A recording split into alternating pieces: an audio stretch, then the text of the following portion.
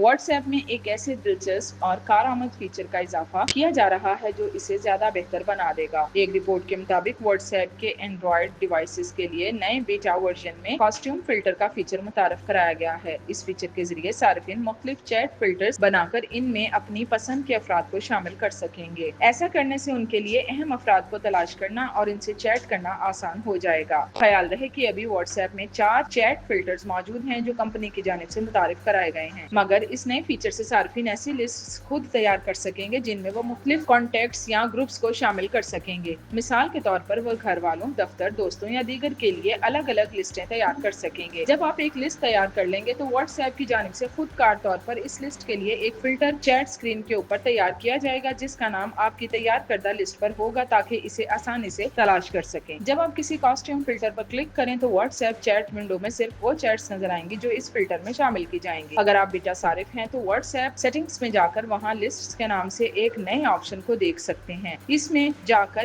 آپ ایک نئی لسٹ تیار کر سکیں گے اور اپنی پسند کے مطابق اس کا نام رکھ سکیں گے۔ جیسا اوپر درج کیا جا چکا ہے کہ یہ فیچر ابھی بیٹا ورژن میں متعارف کرایا گیا ہے، تو ابھی یہ کہنا مشکل ہے کہ یہ کب تک تمام صارفین کو دستیاب ہوگا۔